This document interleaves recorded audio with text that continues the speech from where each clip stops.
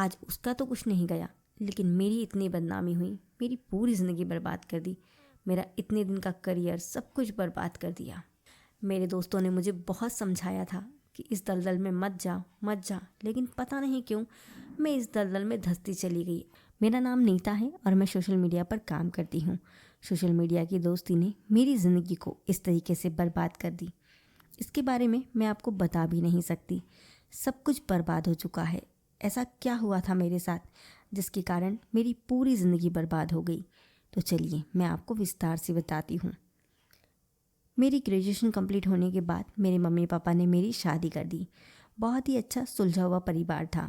मैं भी बहुत खुश थी और मेरे पति और मैं सोशल मीडिया पर काम करते थे। हम दोनों ही सोशल मीडिया को बहुत पसंद करते थे और उससे हमारी छोटी मोटी कमाई भी हो जाती थी। हालांकि मेरे हस्बैंड का और भी दूसरा काम था जिससे भी हमारा घर अच्छे से चल जाता था। मेरा छोटा सा परिवार, मेरे सास ससुर, मेरे देवर और मैं और मेरे पति, बस हमारा इतना ही बड़ा परिवार था। हम बहुत खुश थे। मैं आगे पढ़ना चाहती थी, लेकिन शादी के 1 साल बाद ही मैं प्रेग्नेंट हो गई और 9 महीने के बाद मैंने एक प्यारी सी बेटी को जन्म दिया जिसका नाम रखा हमने आकांक्षा। बहुत ही प्यारी बिटिया। मेरी ज़िंदगी का सबसे खूबसूरत लम्हा वही था। भगवान का दिया हुआ सबसे बड़ा गिफ्ट मेरी बेटी के आने से पूरे परिवार में खुशियाँ छा गई थी। पूरा दिन हलचल रहती, पूरा दिन हम लोग हंसते खेलते मुस्कुराते, बहुत अच्छे से हमारा परिवार चल रहा था। मुझे आगे पढ़ने की चाह थी तो मेरे पति ने भी मुझे मना नहीं किया क्योंकि मैंने अपनी पढ़ाई जारी रखी और कॉलेज में एडमिशन ले लिया। कॉलेज के एग्ज़ाम के टाइम पर मेरे पति मुझे कॉलेज में एग्ज़ाम दिलाने के लिए लेकर जाते और एग्ज़ाम ख़त्म होने के बाद मुझे लेने आते। ऐसे ही 2 एग्ज़ाम मेरे जा चुके थे, लेकिन तीसरे एग्ज़ाम के दिन मेरे पति मुझे छोड़ने तो आए लेकिन वापस लेने नहीं आए। मैं इंतज़ार करती रह गई। तभी मेरे कॉलेज में रिसेप्शन पे एक फ़ोन आया। उस पर मुझे पता चला कि मेरे पति का एक्सीडेंट हो गया है और मुझे तुरंत ही हॉस्पिटल निकलना होगा। मैं घबरा गई और मैं रोती रोती हॉस्पिटल पहुंच गई। वहां जाकर देखा तो मेरी पूरी दुनिया ही उजड़ चुकी थी क्योंकि मेरे पति की मौत हो चुकी थी उस एक्सीडेंट से। मुझे ऐसा लग रहा था जैसे मेरा सब कुछ खत्म हो गया, मेरा जीवन ही खत्म हो गया। मैं बहुत उदास रहने लगी। मुझे बिल्कुल भी अच्छा नहीं लगता। मैं अपने ससुराल में रहना नहीं चाहती थी। मम्मी पापा के घर आ गई। मुझे अब अपने ससुराल में नहीं रहना था। फिर मुझे सब लोग बोलने लगे कि तुम फिर से सोशल मीडिया पर काम करना शुरू कर दो ताकि तुम्हारा भी मन लगा रहे।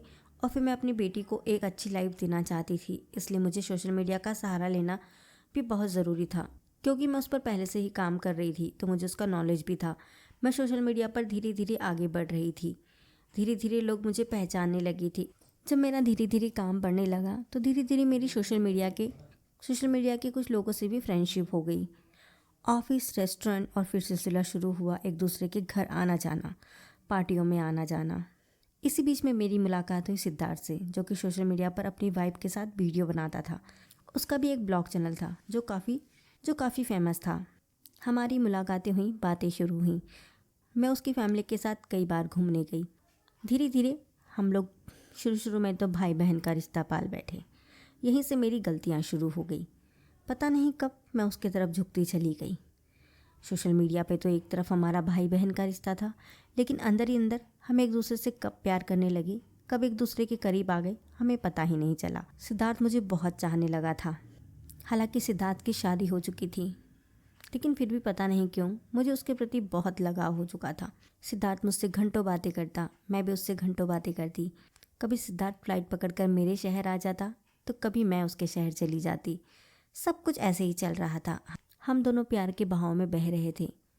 पता नहीं मैं ये सही कर रही थी या गलत, मुझे नहीं पता। लेकिन कुछ मेरे सोशल मीडिया के दोस्त थे जिन्हें शायद इस बात की भनक लग चुकी थी।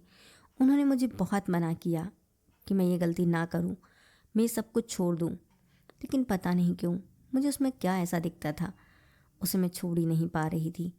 उसकी पत्नी को भी मुझ पर शक होने लगा था। सिद्धार्थ की पत्नी निशा, उसको भी सारी चीज़ें पता चलने लगी थी।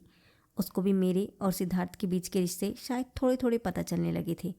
वह बार बार मुझसे कहती मेरे पति से दूर रहो, लेकिन मैं उसे हमेशा यही कहती कि नहीं, कोई ऐसा रिश्ता नहीं है हमारे बीच, दोस्ती का रिश्ता है।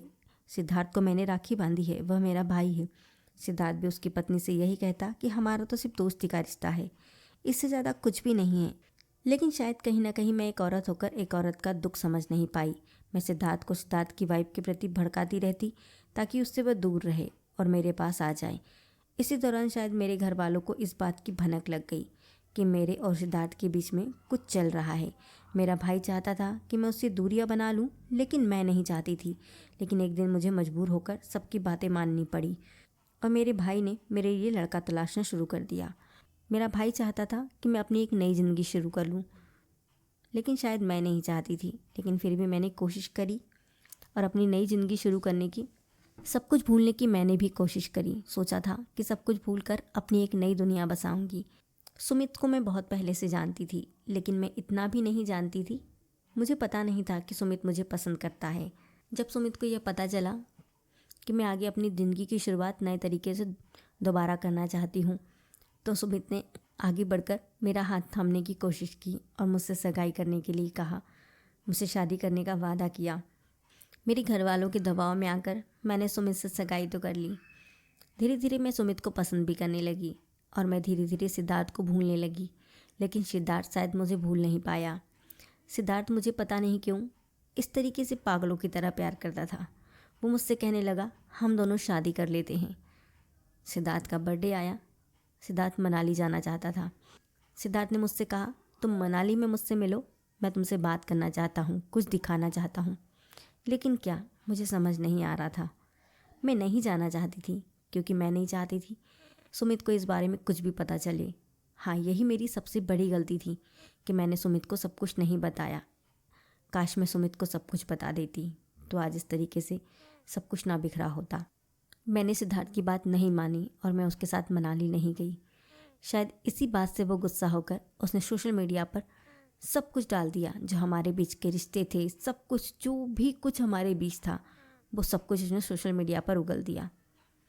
आज उसका तो कुछ नहीं गया, लेकिन मेरी इतनी बदनामी हुई, मेरी पूरी ज़िंदगी बर्बाद कर दी।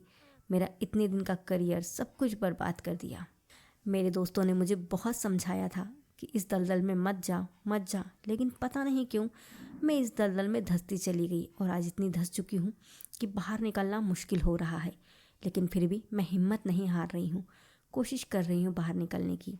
हाँ, इस बीच में एक बहुत दुर्भाग्यवश बात हुई कि सुमित जी से मेरी सगाई टूट गई। आज मेरा सब कुछ ख़त्म हो गया। मैं क्या करूँ, मुझे कुछ समझ नहीं आ रहा।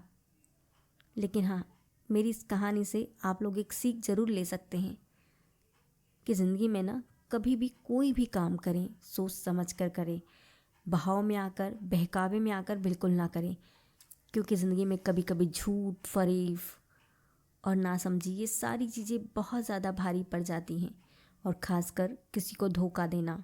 शायद मैंने भी यही किया कि मैंने उसकी पत्नी को धोखा दिया और शायद मैं भाई बहन के उस पवित्र रिश्ते को भी धोखा दिया। इसीलिए भगवान ने भी हमारे साथ ये किया। लेकिन हाँ, एक बात मैं ये कहूँगी कि मैं दोषी अकेली नहीं हूँ। सिद्धार्थ भी उतना ही दोषी है जितनी मैं दोषी हूँ। तो फिर मुझ अकेली को दोष ना दिया जाए। बस मेरी